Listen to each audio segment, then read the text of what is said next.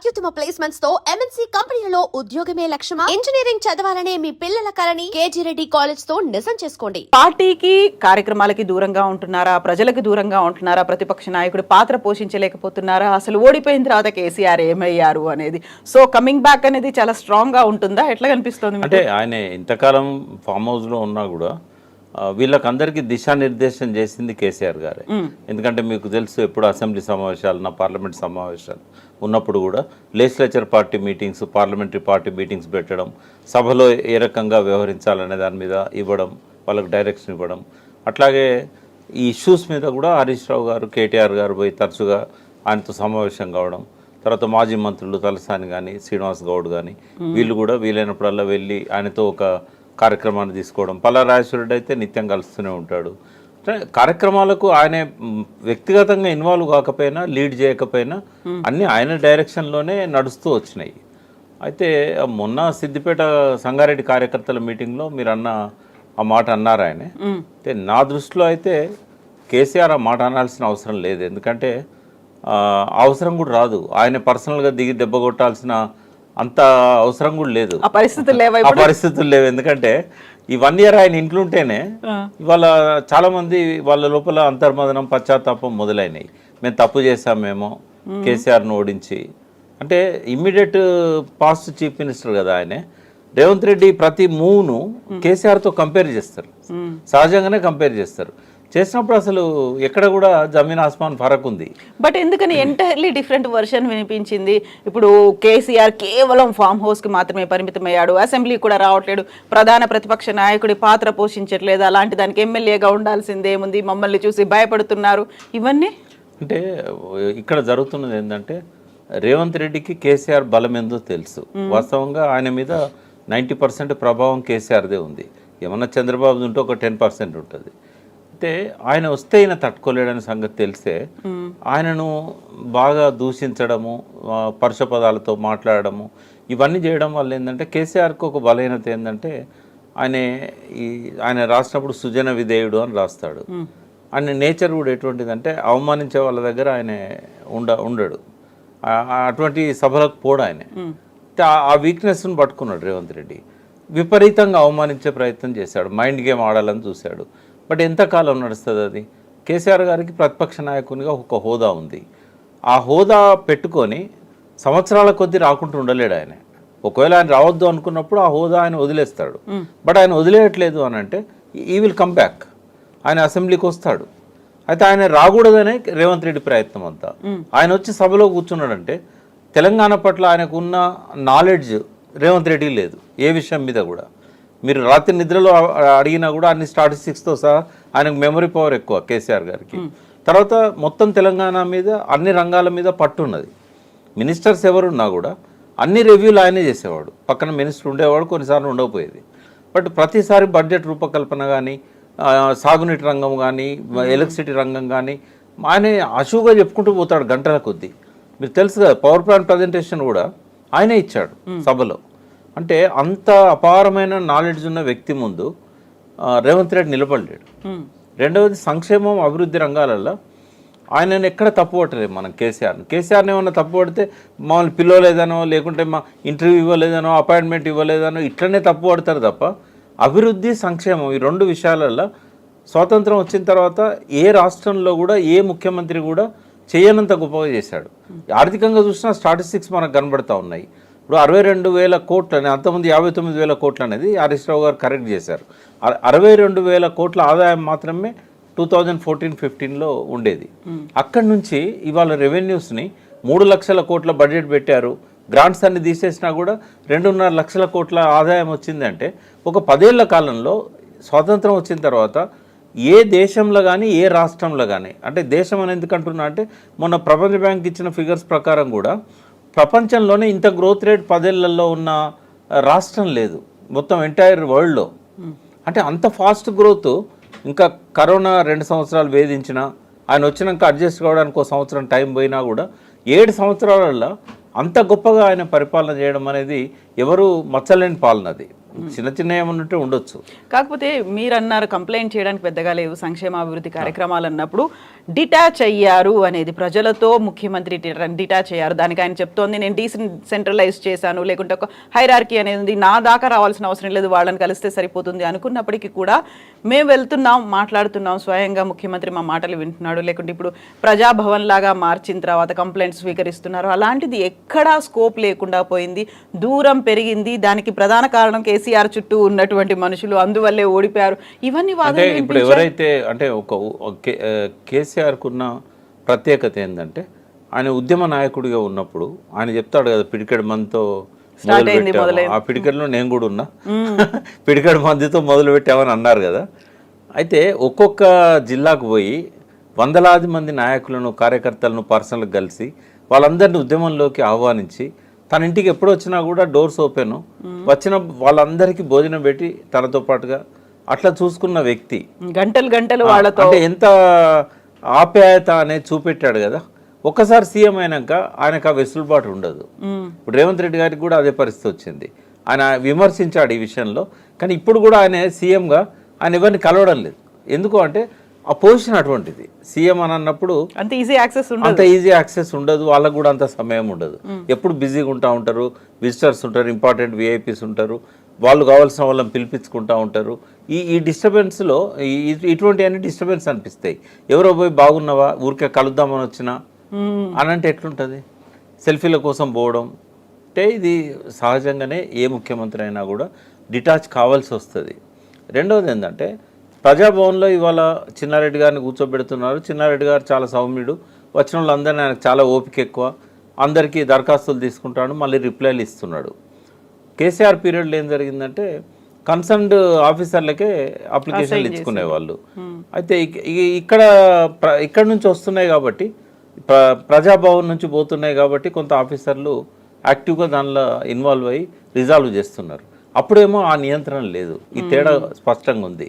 ఆ తేడా తప్ప ప్రజలకు యాక్సెస్ అనేది ఎప్పుడు కూడా సీఎంతో ఉండడం కష్టం. అయితే ఎందుకు వచ్చినాయి అన్ని విమర్శలు అంటే అంతకుముందు ఆప్యాయంగా భుజం మీద చేసి పేరు పెట్టి పిలిచి ఫోన్లు చేసి మాట్లాడిన వ్యక్తి ఆల్ ఆఫ్ సడన్గా దూరమైంది కదా, సీఎం హోదా వచ్చేసరికి మారిపోయింది కదా అనేది. అంటే మూమెంట్ అవసరాలకు ఎవరు అవసరం, పార్టీ నడపడానికి ఎవరు అవసరం అనే దానిలో కేసీఆర్కి ఒక క్లారిటీ ఉంది.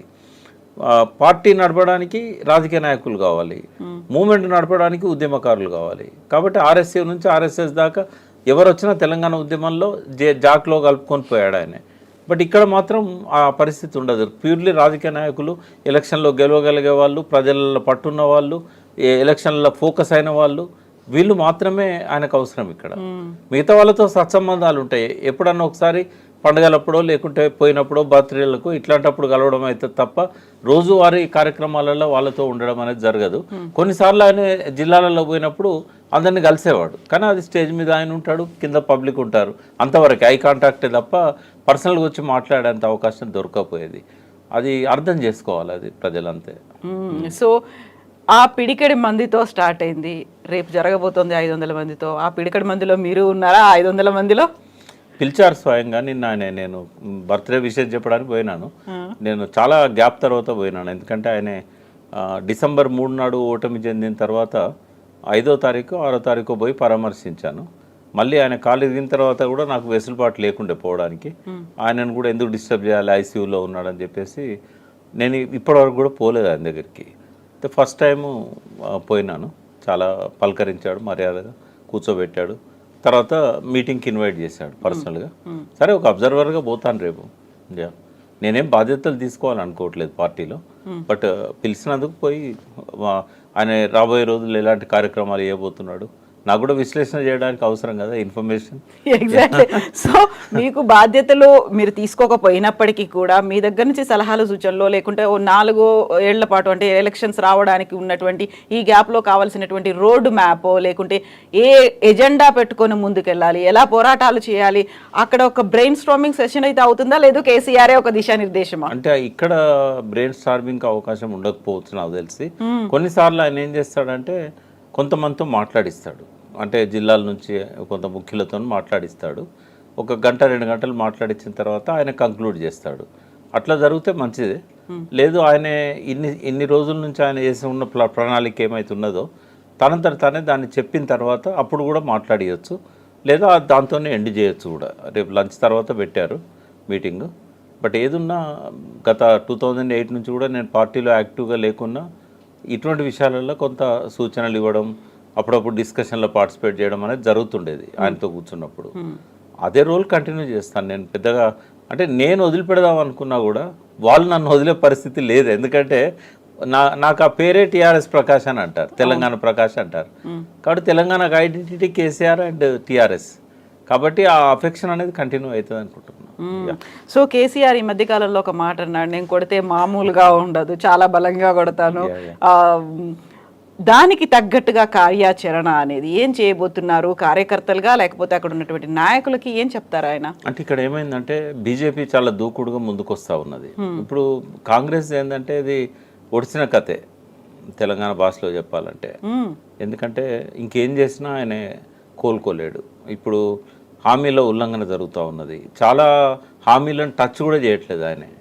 మహిళలకు, ఒంటరి మహిళలకు ఇస్తానడు, మహిళలకు ఇస్తా అన్నది కానీ ఏది, నిరుద్యోగులకు సంబంధించి కానీ 1,00,000 ఉద్యోగాలు కానీ ఏవీ లేవు కదా. ఆయన క్రియేట్ చేసిన ఉద్యోగాలు కేవలం 6,000 టీచర్స్ సంబంధించి. సో ఇవన్నీ ఆయన ఖాతాలో వేసుకుంటున్నాడు. అయినా కూడా ఆయన ఇచ్చిన హామీలు ఏ ఒక్కటి కూడా సంపూర్ణంగా అమలైతలేదు. ఆ ఉచిత బస్సు ఒకటే అమలైంది, కొంత ఇంకేమన్నా ఒకటి రెండు చిన్న చిన్న అమలైనవి తప్ప రైతులకు సంబంధించి మాత్రం ఇవాళ చాలా అసంతృప్తితో ఉన్నారు. అసలు అంటే ఇప్పుడిప్పుడు మనము జనంలో పోయినప్పుడు అర్థమవుతున్నది ఏంటంటే రూరల్లో ఎందుకు పోయింది టీఆర్ఎస్ ఇంత బలంగా, రైతులకు అంత రైతు బంధు కానీ ఇవన్నీ ఇచ్చిన కదా, ఎట్లా పోయిందని అన్నప్పుడు వాళ్ళు చెప్తున్నది ఏంటంటే మేము ఆశపడ్డాము, రైతు బంధు ఇంకొక 5,000 సంవత్సరానికి ఎకరానికి ఎక్కువ ఇస్తా అన్నాడు. తర్వాత పెన్షన్స్ కూడా ఎక్కువ ఇస్తామన్నాడు. అంటే ఎవరికి వాళ్ళు మాకు ఇంతకంటే ఎక్కువ వస్తాయి కదా మాకు అనే ఆ భ్రమలో పడిపోయారు వాళ్ళు. కాబట్టి ఇప్పుడు అది రావట్లేదు, పాతది రావట్లేదు, కొత్తది రావట్లేదు. చాలామందికి అప్పు కూడా రుణమాఫీ అన్నాడు కదా, 2 lakhs యాక్చువల్ 49,000 కోట్లు ఫస్ట్ అంచనా అనుకున్నారు బ్యాంకర్స్ మీటింగ్లో. ఎన్ని ఉంటాయి ఆయన లెక్కేసినప్పుడు 49,000 కోట్ల డబ్బు కావాలని అన్నారు. దాన్ని రకరకాల ఆంక్షలు పెట్టి 31,000 కోట్లకు తీసుకొచ్చాడు. 31,000 కోట్లలో 16,000-17,000 కోట్లు ఇచ్చాడు. అది కూడా హరీష్ రావు లాంటి వాళ్ళు గట్టిగా దాన్ని ఎంబడిపడి డేట్లు అన్ని దేవుళ్ళ మీద ఒట్టు పెట్టుకున్నామని చెప్పి దేవుళ్ళ పేర్లు చెప్తూ జనం లోపల బట్టబయలు చేసేసరికి అది తప్పదు అని 18,000 కోట్లు ఏమో డిస్పాచ్ చేశాడు. చాలామందికి రాలేదు. దాంతోపాటుగా రైతు బంధు కూడా అట్లాగే జరిగింది. ఇప్పటి వరకు కూడా నాకు తెలిసి 1 ఎకరం 2 ఎకరాల వాళ్ళకి కొద్దిగా వచ్చింది తప్ప అంతకంటే ఎక్కువ ఉన్న వాళ్ళకి ఇప్పటి వరకు కూడా ఇవ్వలేదు. ఒక క్లారిటీ కూడా లేదు ఎవరికి ఇస్తున్నాడు ఎవరికి ఇవ్వట్లేదు అనేది. అంటే ఏదో కొద్దిగా ఇచ్చి ఇస్తున్నామని చెప్పుకోవడం తప్ప. అంటే ప్రజల లోపల మాత్రం బాగా రైతాంగంలో బాగా ఉంది, కోపం ఉంది. అయితే ఇక్కడ ఛాలెంజ్ ఎవరితోని అని అంటే బీజేపీతోనే టీఆర్ఎస్కి. ఎందుకంటే పార్లమెంట్లో 8 సీట్లు గెలిచారు, టీఆర్ఎస్ 0 అయింది. టీఆర్ఎస్ ఓట్ బ్యాంక్ ఒక 20% డైవర్ట్ అయింది. వాళ్ళకు కొంత మోడీ మీద భ్రమలున్నాయి. అప్పుడు పార్లమెంట్ ఎలక్షన్స్ కాబట్టి ఒక ప్రత్యేక పరిస్థితుల్లో ఓట్ బ్యాంక్ అనేది టిల్ట్ అయింది కొంచెం. మళ్ళీ దాన్ని ఇప్పుడు వెనక్కి తెచ్చుకోవాలి టీఆర్ఎస్. రెండవది, ఎప్పుడైతే రేవంత్ రెడ్డి మీద వ్యతిరేకత వస్తున్నదో దాన్ని వాళ్ళు క్యాచ్ చేసుకోవడానికి రకరకాల ప్రయత్నాలు చేస్తున్నారు. ఇక్కడ ఆ నెగటివ్ ఓట్ ఏదైతే ఉంటుందో ఇప్పటి ప్రభుత్వానికి, దాన్ని ఎన్క్యాచ్ చేసుకోవడంలో టీఆర్ఎస్ భవిష్యత్ కార్యాచరణ రూపొందించుకుంటుంది. రేపు కేసీఆర్ గారి ప్రసంగం ద్వారా మనం వినబోతున్నాం భవిష్యత్ కార్యక్రమాలు ఎలా ఉండాలి. తర్వాత తను కూడా బహుశా అనుకుంటా ఏప్రిల్ ఆవిర్భావ సభ 20 సిల్వర్ జూబ్లీ, ఇది 25 ఇయర్స్ టీఆర్ఎస్ ఆవిర్భావం తర్వాత. కాబట్టి ఆ 25 ఇయర్స్ సిల్వర్ జూబ్లీ మీటింగ్ కాబట్టి గ్రాండ్గానే చేస్తారు. ఏదో ఇదివరకు డెలిగేట్స్ మీటింగ్ అని ఇట్లా పెట్టుకునేవాళ్ళు. ఇప్పుడు అట్లా కాకుండా నాకు తెలిసి పెద్ద ఎత్తున బహిరంగ సభ ప్లాన్ చేసి అక్కడి నుండి ఆయన కార్యాచరణ మొదలైద్దని నేను అనుకుంటున్నాను. ఈ బడ్జెట్ సమావేశాలకు వస్తాడో రాడో తెలియదు, ఇప్పటివరకు ఆయన వైపు నుంచి ఏమీ రాలేదు. బట్ భవిష్యత్ కార్యక్రమాలు మాత్రం ఖచ్చితంగా ఆయన ఇన్వాల్వ్మెంట్తోనే జరుగుతాయి, డైరెక్ట్ ఇన్వాల్వ్ అవుతారని నేను అనుకుంటున్నాను. సో ప్రజల్లో ఒక రకమైనటువంటి అసంతృప్తి వచ్చింది, రైతుల ఎదురు చూపులు మిగిలాయి. రైతు బంధు కావచ్చు, రైతు రుణమాఫీకి సంబంధించి గత ప్రభుత్వం బీఆర్ఎస్ కేసీఆర్ సర్కార్ ఇచ్చిన దానికంటే ఎక్కువ ఇస్తాము అనేసరికి కొంచెం అటువైపు వెళ్ళాము అనేటువంటి ఒక ధోరణి కనిపించింది అన్నప్పుడు మళ్ళీ వాళ్ళని తమ వైపుకు తీసుకోవడానికి ఇంతకు మించి ఇచ్చేటువంటి ఒక ఆలోచన చేస్తారా, లేదు ఇప్పటిదాకా జరిగిన వాటి మీదనే మళ్ళీ చర్చలు జరిగి ఎలా ముందుకెళ్లాలనేది ఉంటుందా? అంటే అప్పుడు కేసీఆర్ గారు కూడా రేవంత్ రెడ్డి మేనిఫెస్టో బయటకు వచ్చిన తర్వాత ఆయన కూడా ఇస్తానని చెప్పాడు కదా, కొంత పెంచుతూ.